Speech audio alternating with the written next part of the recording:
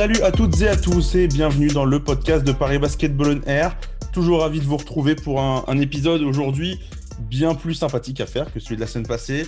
Pourquoi ? Parce qu'il y a eu deux victoires avec la manière. On va y revenir plus en détail dans cet épisode. Une victoire contre Aix-Maurienne vendredi, la plus large victoire de l'histoire du Paris Basketball. Et puis la victoire contre Nancy, la première victoire contre une équipe du top 5 de la saison pour Paris. Donc deux beaux matchs à débriefer. Et puis l'arrivée d'un nouveau joueur, vous vous en doutez tous un peu. On va en parler un tout petit peu en fin d'épisode. Avec moi pour m'accompagner, un duo de choc qu'on n'a pas vu ensemble depuis un petit moment, c'est Samuel et Antoine. Salut les gars. Salut. Alors, ravi de la semaine. Là, une bonne petite semaine pour Paris, hein, les gars. Deux Ça fait du bien victoires. quand ça joue bien. Ah voilà, c'est ça. Quand ça joue bien, c'est parfait.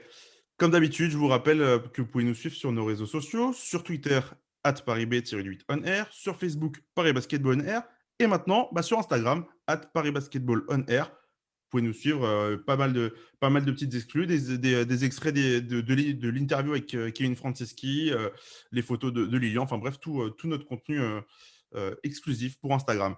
On a aussi le site, comme d'habitude, parisbasketball-onair.fr.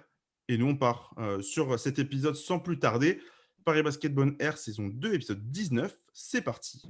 Yo, ici c'est ton bouc d'Andigel pour Paris Basketball en air. C'est là que ça se passe si tu veux l'actu, cousin. Si. Et on débute avec ce premier match. C'était vendredi dernier entre Aix-Maurienne et Paris. Comme je vous le disais en préambule, une large victoire parisienne, 110-77, plus 33. Il n'y a jamais eu match dans cette rencontre, si on peut dire clairement les choses comme celle-là. Sam, pour commencer, qu'est-ce que tu avais pensé de cette rencontre ? On avait vu un Paris Basketball en maîtrise qui s'était bien relancé, en tout cas, du côté d'Aix-Maurienne.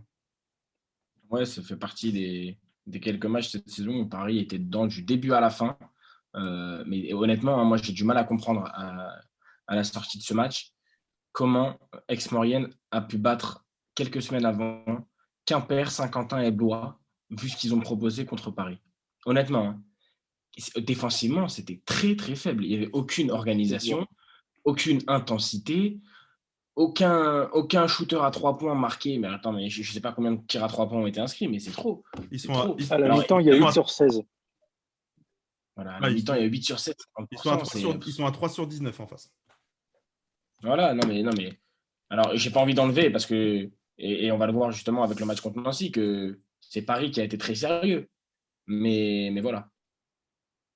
Antoine, sur ce match, on a vu Paris quand même sérieux, qui a largement fait l'écart en première mi-temps. Mais c'est vrai qu'en face, on trouvait quand même Aix-Maurienne dans un jour sans, on va dire. C'est vrai qu'on aurait pu se demander s'ils étaient fatigués, mais non, ils étaient vraiment à côté, quoi. Comme l'a dit Sam, les tirs ouverts laissés aux Parisiens, ils ont fait très très mal. Après seulement 10 minutes, Paris mène de 14 points déjà, plus 14. C'était vraiment une prestation collective très très impressionnante. On a un Milan Barbic qui s'est littéralement baladé, qui a fait son record de points, 22 points, qui fait 7 passes, 5 rebonds et interceptions. C'est une prestation très très sérieuse du jeune meneur. On a même en plus Paris qui jouait sans Gauthier Denis, qui était laissé au repos. Donc Ganapamo qui a pris ses points, comme a dit Destin Sleva récemment. C'était une prestation extrêmement collective, extrêmement bien menée par les Parisiens face à une équipe d'Aix-Maurienne. Comme l'a dit Sam, on peut se demander comment ils ont fait pour battre certaines grosses équipes du top 5, quoi. C'est vrai que tu soulignes le collectif. Si je compte bien, il y a 7 joueurs parisiens qui sont à plus de 10 dévals sur le match, dont Evans Ganapamo que tu as cité, Amarassi, Ryan Botwright, Kamagaté, Barbic, Valentin Chéry et Nobel Bunkolo. Ça fait quand même pas mal de monde. C'est des performances, Sam, qu'on a rarement vues en fait, du côté de Paris, je trouve, d'une équipe qui collectivement était en symbiose, comme tu le dis, du début à la fin, du moins sur l'attaque. Oui, clairement. C'est marrant parce qu'on parle d'un des meilleurs matchs de la saison, on arrive à dire que les trucs que les trucs, mais des trucs négatifs. Du genre, ça devrait être plus souvent, Aix-Maurienne, c'était faible, etc. Non, il faut quand même rendre à César ce qui est à César. Paris a été concentré du début à la fin, que ce soit Milan, que ce soit Nobel, que ce soit Amara. Botwright, il a joué quoi ? Tu l'as dit 16 minutes, c'est ça ? C'est ça, ouais, il joue très Botwright, très peu. 16 minutes, ouais. il y a eu un match. Alors moi, j'arrive pas à retenir quels sont les adversaires, mais il y a eu un match cette saison où Paris, c'était le premier, de A à Z, Paris était dedans et tous les joueurs. C'est le match C'est le seul avec des supporters. contre Lille. C'est ça. C'est le match contre Lille, l'ouverture de la saison à Carpentier. Où il y a 80-57. Ah non, tu parles. Si, ça doit être. Ça doit être celui-là ou alors il y a eu c'est un des matchs où Loïs joue et a un rôle important. C'est celui-ci où un match où justement on dit voilà, quand c'est effectif, quand tout le monde est impliqué, il n'y a rien à faire. Franchement, en termes de qualité d'effectif, il y a Blois qui est très solide, il y a Saint-Quentin. Fos-sur-Mer, Fos aussi. Mais en termes de profondeur, c'est-à-dire que quand les 10 sont concentrés à leur niveau, il n'y a rien à faire en face. Tu ne peux rien faire contre cette équipe. Ouais, bah là, Aix-Maurienne, ils y ont goûté. On rappelle un peu quand même peut-être le match aller, hein, où Aix-Maurienne avait le match en main à la Halle Carpentier, était pas loin de battre Paris, et il s'était fallu d'un réveil en force dans les 3-4 dernières minutes du dernier quart-temps pour que Paris prenne ce match. Il y avait eu 89-85, donc c'est quand même qu'on avait une équipe sérieuse qui est capable d'embêter les gros, comme tu le disais tout à l'heure, Sam, hein. C'est une équipe qui a eu la peau de plusieurs gros du championnat il y a à peine quelques semaines. Et c'est une équipe qui nous avait même posé problème à nous à domicile. Hein. Voilà, c'est ce que je dis. Donc moi, avant ce match, j'avais un peu peur. Je sentais un peu le traquenard. Et bah, très très vite, on a vu que c'était pas le cas. Simplement, à la mi-temps, Paris, ils ont mis le double des points d'Aix-Maurienne. Il y a 54-27 à la mi-temps. Et très vite, on a senti un moment, enfin, une sorte de contrôle du côté de Paris. Alors, on a vu une très belle première mi-temps. Moi, je trouve que la deuxième, elle est quand même beaucoup moins belle. Défensivement, ça a été moins. Je trouvais en tout cas que défensivement, ça avait lâché un peu de l'Est. Ça continue offensivement à se courir parce que Aix-Maurienne était complètement incapable de défendre. Mais moi, si j'ai un bémol, en tout cas, évidemment, c'est un match hyper positif, mais si j'ai un bémol, c'est cette défense en deuxième mi-temps. Peut-être une petite déconcentration, c'est quelque chose qu'on va aussi retrouver sur le match de Nancy d'hier. C'est une deuxième mi-temps un peu moins maîtrisée, en tout cas, si on est plutôt méchant, parce qu'au final, même Paris l'emporte sur cette deuxième mi-temps assez largement. Est-ce que vous avez que Paris au final gagne les 2 derniers cartons quand même, ce qui n'est pas le cas du match dont on va parler prochainement. Effectivement. Est-ce que vous avez un joueur particulièrement à vouloir mettre en avant? Sam, tu parlais d'Evans Ganapamo. Ça faisait plus d'un mois qu'on ne l'avait pas vu sur un parquet. Et faut dire ce qu'il est. Il a fait un très bon match avec Aix-Maurienne, peut-être. Oui, bah, il a fait la rentrée parfaite. Hein. Il n'a pas demandé d'être la star. On a demandé d'avoir un impact. Je ne sais pas exactement le nombre de minutes qu'il joue, mais il met 11 points. Il ratait Au final, il met même 14 points, de ce que je lis. Et à 5 sur 7 au tir, 4 sur 5 à 3 points. Donc des stats excellentes. Non, voilà, c'est très, très propre. Quand il est mis dans les bonnes conditions, quand il est concentré, quand il n'essaye pas de faire trop compliqué, c'est un vrai scoreur qui, en sortie de banc, peut faire vraiment beaucoup de bien.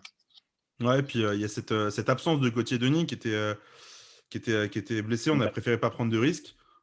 Et il l'a très bien remplacé, effectivement. Lui qui a très peu de minutes cette saison, Evans Ganapamo. Pour le coup, c'était plutôt propre.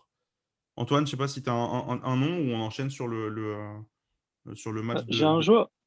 Vas-y. J'ai un joueur de l'ombre dont on parle que trop peu, ou quand on a parlé de lui en début de saison, c'était assez triste, c'est Valentin Chéry, qui fait un match à 19 d'évaluation. En 20 minutes, il joue pareil que Ganapamo. Il met 12 points, il prend 6 rebonds, il fait 3 passes quand même, ce qui est quand même pas rien, il met un contre. C'est vraiment la force tranquille du banc, quoi. C'est-à-dire qu'il prend pas de tir bête. Il est très propre dans ses tirs, il a 6 sur 8. C'est un vrai guerrier en sortie de banc qui soulage énormément Ismaël Kamagaté, qui peut aussi, qui arrive à trouver ses coéquipiers ouverts. Donc c'est vraiment le joueur très très intéressant en sortie de banc, et on le remarque de plus en plus. Il est extrêmement régulier dans ses performances et il l'a vraiment été contre Aix-Maurienne. C'est vrai que sur les 2 derniers matchs, Valentin, il est très très très précieux, notamment en rebond et dans son apport défensif. Ouais. Ah bah moi, c'est il arrive à même avoir un joueur qui coupe vers la raquette. Il arrive clairement à le voir, ce qu'il n'arrivait pas au début de son aventure à Paris. C'est vraiment une vraie belle progression pour lui. Et je pense que ça fait aussi partie des éléments qui font que Paris fait des bons matchs aussi, hein. C'est que Ismaël Kamagaté, certes, là, il a un regain de forme récemment, mais que dans la peinture, on a aussi un mec solide qui est capable d'encaisser des contacts, mais aussi d'en mettre. Et Valentin Chéry, clairement, il fait beaucoup, beaucoup de bien. Je suis plutôt d'accord. Ce que je disais un peu aussi hier sur l'avant-match qu'on a fait sur Instagram, c'est que j'ai un œil curieux sur ce que cette paire d'intérieur peut produire lorsqu'ils ne sont pas en même temps sur le terrain, mais moi je trouve que ils sont quand même complémentaires et c'est des profils différents, mais qui arrivent à se compléter plutôt bien. Je vous propose peut-être qu'on passe sur le match de Nancy. Il y a peut-être un peu plus de choses à dire sur ce match. Une victoire encore, cette fois-ci contre une équipe amoindrie, qui a un calendrier extrêmement chargé. Paris qui a fait une première mi-temps. Je pense que pour moi, c'est la plus grosse mi-temps que Paris ait fait depuis le début de saison. Parce qu'il y a vraiment eu une seule minute, et c'est la première où Paris n'a pas été dedans. Sinon, les hommes de Jean-Christophe Roy, globalement, ils ont été hyper performants, en tout cas sur les 20 premières minutes. Les 20 d'après, ça a été un peu plus fouillis. Antoine, pour commencer sur cette rencontre entre Paris et Nancy, qu'est-ce que toi, tu as pensé de ce match? Forcément, je pense que comme moi, tu retiens aussi la première mi-temps. Je retiens la première mi-temps, la première minute de Nancy qui nous met dans le mal, et puis derrière, on prend 8-0, et derrière, on met 20-0 à Nancy. C'est vraiment. Faut parler de Nancy quand même, qui est une équipe du top 3, qui était très fatiguée, qui a joué 4 matchs en une semaine, qui a un secteur intérieur complètement décimé. Donc ça ne jouait pas en leur avantage. On savait que ça allait être compliqué pour eux, mais que ça soit compliqué pour eux aussi rapidement, on pouvait s'attendre à une fausse suite au couteau en première mi-temps, mais Nancy a totalement lâché. Enfin, Nancy a lâché, mais surtout Paris a assuré. On a un Dustin Sleva qui a infligé une leçon à la défense nancéenne, comme rarement on a vu ça cette saison. Et pourtant, Dustin Sleva, c'est un joueur qui est extrêmement régulier dans ses performances. Ça a été une première mi-temps d'une intensité assez rare. Je crois qu'hormis Blois, j'ai rarement vu ça cette saison, une intensité, même une pression mise à l'adversaire aussi forte. Je ne sais pas ce que vous en pensez. Ouais, non, non, je suis d'accord. Je suis d'accord. C'est vrai que moi, en fait, la domination qu'on met à Nancy sur le premier quart-temps, elle me fait penser à celle que Blois nous avait mis à domicile sur le premier quart-temps. Exactement. Ouais, C'est-à-dire qu'on avait l'impression qu'ils ne pouvaient pas respirer. Alors, évidemment, c'est super, vraiment, hein, je minimise pas, c'est une très belle performance. Moi, je ne peux pas m'empêcher d'avoir en tête ce goût, enfin, pas ce goût amer, mais je me dis, à chaque fois qu'on fait des cartons ou des très bons matchs, il y a un contexte en face. Le match contre Évreux, c'est un très bon match du Paris Basketball, notamment en deuxième mi-temps. Mais Évreux était vraiment diminué. Et ça explique en partie que Paris a pu imposer sa domination physiquement. Hier, pareil, Nancy a joué 2 jours avant, il tourne à 7. C'est quelque chose que j'arrive pas à m'enlever de la tête. Je ne sais pas si vous voyez ce que je veux dire. Si, si, si, si. Ouais. si, moi, je suis plutôt d'accord. Après, Enfin, enfin, juste pour finir, ouais. genre, pourquoi pas contre Blois? On a eu 2 matchs contre Blois. Bah, est-ce qu'il n'y a pas un espèce de avec cette équipe, hein, Une espèce de quoi? de plafond de verre, Ouais. un plafond de verre avec cette équipe parce que à Comte-Blanc, on l'a vu, le premier match, il y a une prolongation, ça joue pas à grand-chose, ça joue juste si tu es connecté niveau basket, si tu es connecté 5 minutes de plus en première mi-temps, globalement, tu l'as ce match. À Blois, tu reviens en fin de match, même si tu as été globalement dominé sur tout le match, il n'y avait pas vraiment grand-chose à dire, mais tu n'étais pas loin. Là, je sais pas, moi je pense que dans les têtes, elle risque de faire du bien cette victoire parce que tu mènes de 24 points à la mi-temps contre une équipe top 3. Alors certes, Le troisième, ouais. voilà, c'était le troisième du championnat avant le match. Le premier, il y a encore quelques jours. Alors certes, il y a un contexte côté Nancy, mais côté Paris, en fait, tu te dis que tu as quand même battu une top team, que tu vas rejouer chez elle dans quelques jours. Pour moi, je pense que Paris peut prendre ça comme un élan, on va dire. Surtout que, comme Jean-Christophe Rath le disait hier en conférence de presse, l'équipe joue de mieux en mieux. Puisque contre Blois, ce n'est pas non plus des matchs. Paris perd, mais Paris est quand même pas distancé au point d'être ridiculisé.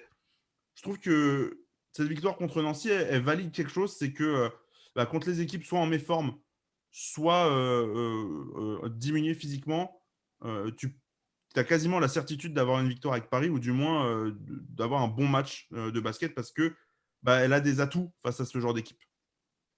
Après, ça veut Voilà, aussi dire, hein, là, j'étais en train d'y réfléchir, ça veut aussi dire, et c'est un témoin de la domination et de la puissance, de la force physique et athlétique de Mm. cet effectif. C'est-à-dire que Ouais. tu n'as pas le droit de pas être à fond contre Paris, quoi. Ah le match de Nancy, honnêtement, il est plus qu'honorable, hein. Franchement, surtout la deuxième mi-temps, ils se sont vraiment arrachés. Et c'est juste parce qu'ils sont à 7 et ils n'ont pas les ressources physiques derrière pour reprendre l'écart qui avait été fait en première mi-temps. Mais honnêtement, cette équipe de Nancy, moi, elle m'a impressionné. Ça fait partie des équipes avec Saint-Quentin et Blois qui sont venus à Carpentier cette saison, qui m'ont vraiment euh, montré quelque chose de vraiment positif et que c'était c'est légitime en tout cas qu'elle visé le titre jusqu'à avant ses blessures et ses problèmes de Covid. Je sais pas, Antoine, si tu es un peu sur cette figure bah, aussi. si, clairement, mais surtout, c'est que c'est en voyant cette équipe de Nancy se battre à 7 que tu te rends compte de la chance qu'a le Paris Basketball d'avoir aucun blessé, hormis, d'avoir que Kevin Franceschi blessé et qui revient d'ici peu de temps. C'est une chance incroyable qu'on a. Et voilà, maintenant, il va falloir un petit peu hausser le ton parce qu'on dit, voilà, on a battu une équipe un peu décimée, il reste 9 matchs. Je pense pas qu'on jouera 9 équipes décimées jusqu'à la fin de saison. Donc, va peut-être falloir aussi à un moment trouver de la régularité face à des équipes qui ne seront pas aussi diminuées que Nancy. Je sais pas si vous avez peut-être un joueur, forcément. Antoine, tu l'as cité, mais le match de Dustin Sleva était assez brillant. Euh, j'ai pas beaucoup d'autres mots vraiment à dire sur sa performance, mais voilà, 21 points à 8 sur 12 au tir, 7 rebonds, 4 passes, alors qu'il a 4 fautes pendant tout le dernier quart-temps et qui fait. Ouais, il y a 4 Oh là fautes. là. Enfin, le niveau de jeu qu'il est en train de retrouver, qu'il avait en janvier, enfin décembre-janvier, là, ça redevient colossal, quoi. Et c'est justement c'est grâce à ce genre de joueur, ce genre de performance que Paris aussi, je pense en tout cas, a une marge sur ses adversaires. Et c'est Dustin Sleva et ce joueur-là, le mec qui est focus à peu près tout le temps, en fait. Il y a très peu de mauvais matchs de Dustin Sleva récemment. Et là, contre Nancy, c'était vraiment en florilège de tout ce qu'il est capable de faire, que ce soit en attaque surtout, mais aussi en défense. Non, il y a un match que j'ai beaucoup aimé euh, hier. C'est celui de Bongo Kolo, Nobel. Alors, il n'a pas le meilleur pourcentage au shoot, hein, il a 3 sur 12, c'est plutôt compliqué. Mais il a 10 points, 7 rebonds, une passe, 5 fautes provoquées, un contre, une interception. Je l'ai trouvé vraiment au four et au moulin. Genre, son impact défensif, on en parlait pendant le match, le body language de Nobel, on ne l'a pas vu aussi déterminé qu'hier depuis quelques temps quand même. Ah bah, moi, je pense que ça confirme sa bonne forme qu'il a eue fin avril, où je pense il était pas loin d'être le meilleur Parisien sur cette période-là, et où il retrouvait des couleurs, en tout cas pour marquer des points et même dans l'attitude. Et c'est vrai ce que tu disais, hein, dans le body language, défensivement, offensivement. Enfin, on l'a critiqué sur son leadership parfois. Je trouve que hier, alors certes, c'est une équipe diminuée en face encore, hein, mais c'est pas forcément une excuse. Et lui, il était présent pour justement motiver et avoir ce rôle qu'on, je trouve, l'a pas vu assez faire depuis qu'il est arrivé à Paris. Et là, c'est vrai, Sam, je suis d'accord là-dessus, je te rejoins. Vraiment, Bungkolo, on a un autre joueur qu'au début de saison. Là, on retrouve un peu le Nobel qu'on voulait, qu'on souhaitait avoir depuis son arrivée. Antoine, je ne sais pas si toi, tu as un autre profil ou si tu as une réaction sur Nobel, son match. J'avais un autre profil parce que je trouve que vous avez vraiment très bien dessiné le portrait de Nobel. Je voudrais parler un petit peu du match d'Ismaël Kamagaté qui a été une nouvelle fois extrêmement propre, extrêmement précieux. Il a 20 d'évaluation, il met 10 points, il a 5 sur 5 au tir, il rate juste un lancer franc. Il a 8 rebonds, 4 contre, une passe décisive. Bon, 2 ballons perdus, ça c'est rien du tout au final quand on fait l'analyse globale. Mais c'est une force de dissuasion monumentale en défense. On le savait déjà, mais face à une équipe de Nancy aussi diminuée, ça a été encore plus facile pour lui. Et tous ses choix offensifs sont vraiment très bons. Il n'y a aucun gaspillage dans son jeu. Il a fait un match d'une propreté rare, je trouve. Je ne sais pas ce que vous en pensez. Sam, je te lance là-dessus, mais Ismaël, sur les 3 derniers matchs, c'est 11 contre. Voilà. C'est juste ça. 4 contre à Blois. Non, c'est 3. Ouais, c'est 4 contre à Blois ou 3, je sais plus. 4 à Aix-Maurienne et 4 là ce soir. Un truc du genre. Je crois qu'Ismaël, il est en train de comprendre un petit peu qu'il est trop fort. C'était son problème. Non, mais je pense que le coach a réussi à le mettre en confiance. Et ça se traduit, je t'en parlais hier, ça se traduit par la dernière action à Aix-Maurienne, où il fait ce coast-to-coast et il finit par dunker. Et justement, en conf de presse sur le match contre, je ne sais plus quel match, quelques jours avant, le coach en conf de presse nous dit à la fin, Ismaël, il a presque fait un coast-to-coast et puis il n'a pas dunké, il a fait n'importe quoi. Et je lui ai demandé pourquoi il n'avait pas dunké. Il m'a dit qu'il hésitait.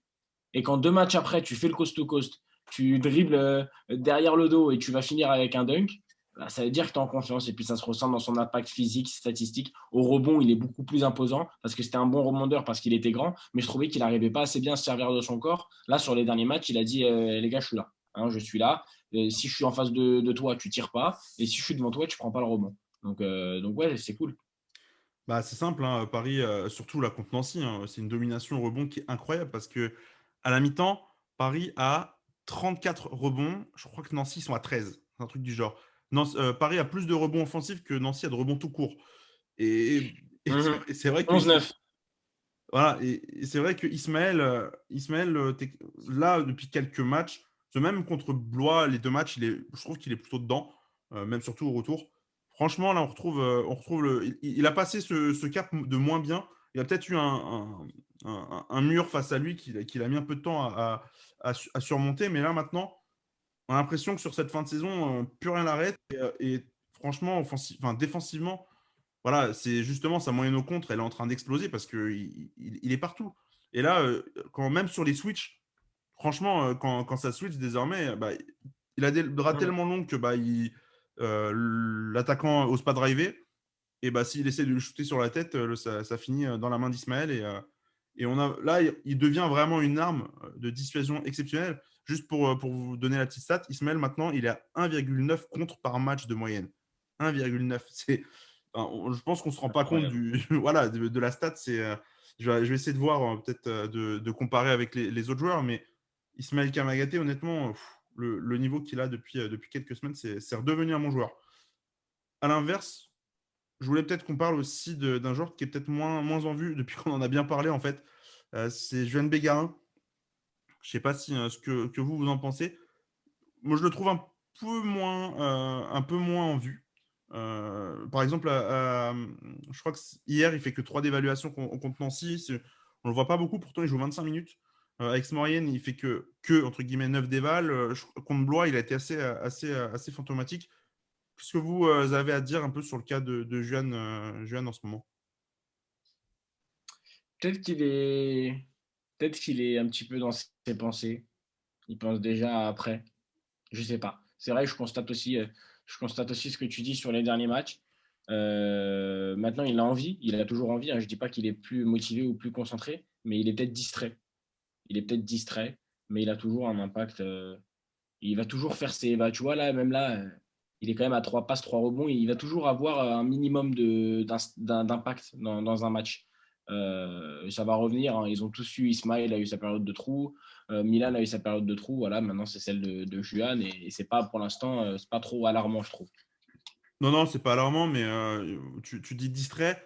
Antoine, est-ce qu'on pense que là, les échéances qui arrivent pour Juan, parce qu'il y en a, hein, il y a le draft combine le 21 juin, il y aura peut-être la Coupe du Monde du 19, il y aura la draft. Est-ce que tout ça, ça commence pas, comme ça arrive assez vite pour lui, est-ce que ça commence pas à trotter dans la tête un peu? C'est une éventualité, c'est une éventualité. On parle quand même d'un championnat du monde et d'une possibilité de draft en NBA, c'est pas n'importe quoi. Sachant qu'on ajoute quand même à ça, je pense qu'il doit avoir un coach qui est gentiment en train de lui dire, écoute, il reste 9 matchs pour que potentiellement on puisse monter. Ça fait peut-être beaucoup à penser pour un jeune qui a autant d'attentes autour de lui cette saison.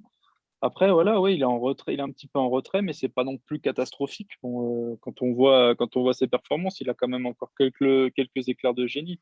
Mais c'est vrai que la période qui arrive pour lui, elle reste quand même d'être assez charnière dans sa carrière, en fait. Il faut qu'il arrive à mêler son futur américain et son présent en France qui est encore d'actualité. Ah bah, quand tu Ça parles peut jouer. d'éclair de génie, moi j'ai en tête l'action contre Nancy hier, Sam. Tu vois, quand il part au dunk, il part sur un gros poster, il voit qu'il va se faire contrer. Et puis là, il redescend la balle pour un layup. Oui. Techniquement, c'est incroyable. Ouais, c'est un truc de ouf. Ah, voilà, mais nous, on a pété un plomb en fait, bord terrain, parce que tu le vois faire ça. En fait, c'est des actions qui sont pas en fait du niveau de ce championnat-là, hein. Ouais, non, c'est. C'est vrai que des Ouais, fois, tu peux te dire, mais lui, comme Kamagaté, qu'est-ce qu'ils font là? Genre, qu'est-ce qu'ils font là? Qu'est-ce que je vous propose peut-être qu'on passe sur le cas de Check West, qui est donc arrivé à Paris samedi dernier, qui a fait pour l'instant que des entraînements individuels. Il devrait démarrer avec l'entraînement collectif avec l'équipe ce jeudi.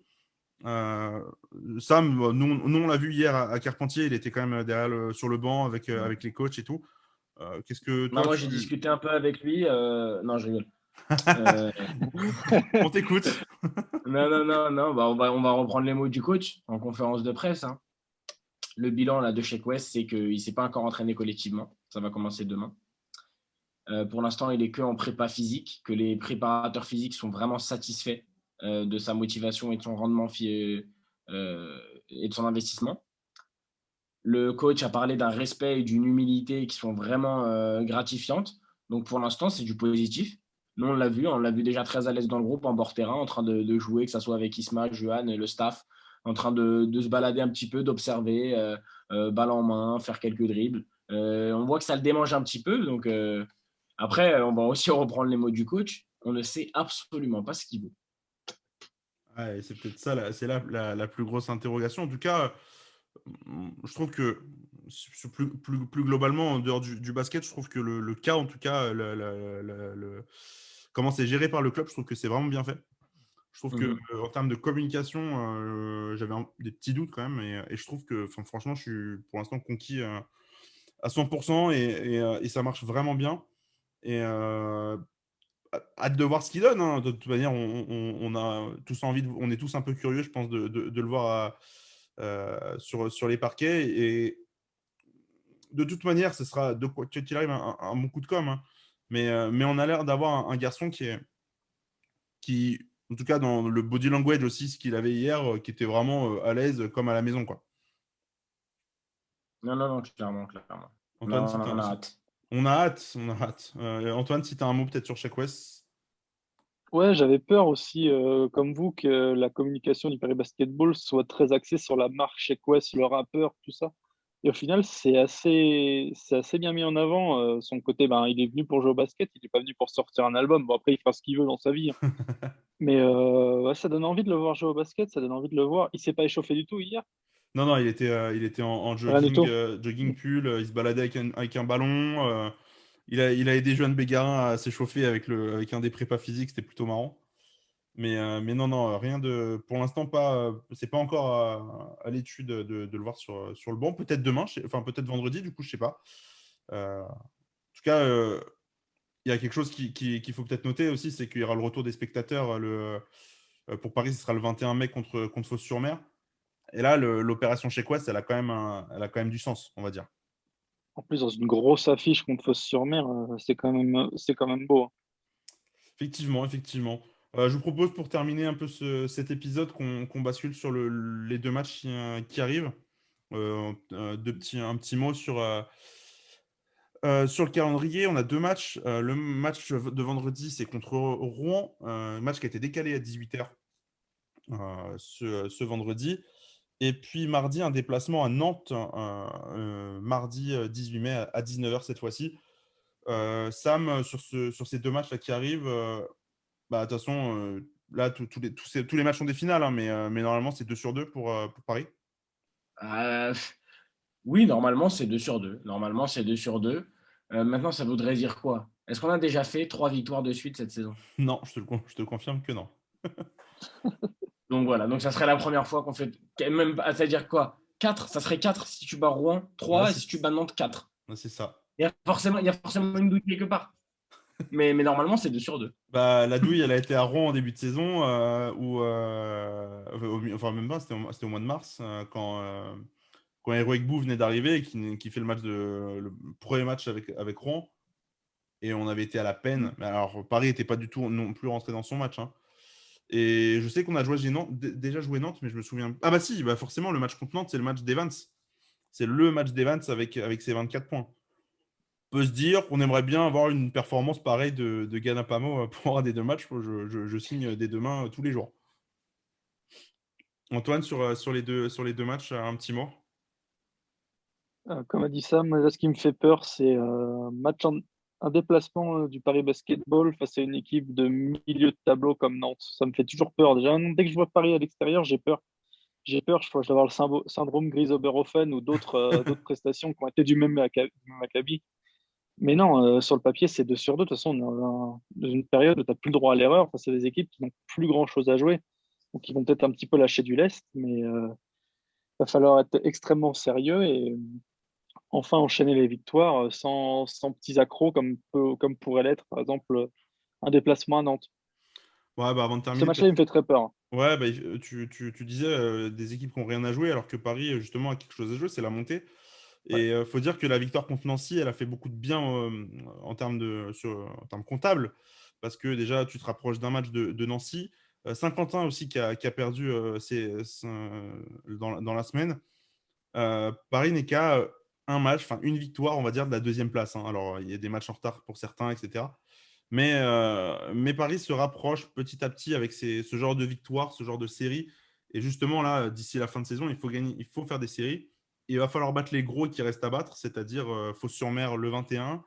Il y aura Quimper en juin à la maison. Ça aussi, il faudra gagner. Et Nancy, un déplacement fin mai. Voilà, là, c'est des matchs coup près qu'il faudra gagner, mais il y a aussi ces matchs contre les petits, contre les équipes qui n'ont, enfin, petits entre guillemets, qui ont moins de choses à jouer et qu'il faut absolument assurer. C'est là aussi où comment dire, les blessures, l'effectif va être important.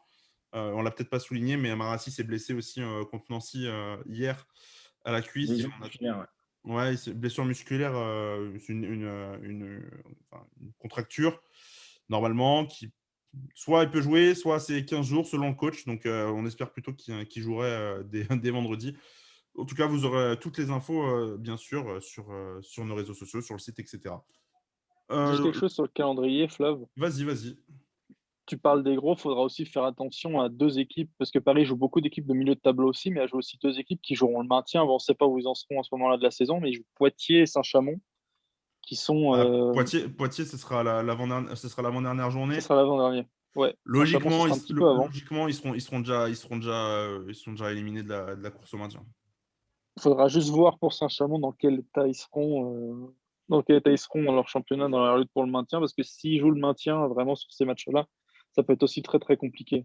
Effectivement, bah, des matchs qu'on verra sur les prochaines semaines. Je vous propose qu'on s'arrête ici pour cet épisode. Je vous rappelle, comme d'habitude, de vous abonner à nos réseaux sociaux, sur Twitter, @ParisB-8OnAir, Paris Basketball On Air sur Facebook. Je vous le disais en préambule, on a lancé notre compte Instagram, @Paris Basketball On Air. Il y a aussi l'interview de Kevin Francis qui est toujours disponible sur YouTube, entretien plutôt sympathique d'une grosse demi-heure avec le meneur du Paris Basketball qui va revenir dans quelques jours. Là, il est quasiment à 100% selon ce qu'il nous a dit.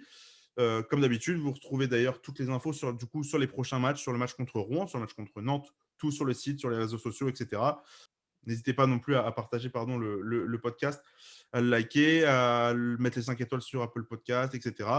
Vous connaissez un peu la musique maintenant. Et nous, on se retrouve la semaine prochaine pour le prochain épisode. Merci les gars, à la prochaine. Merci, salut.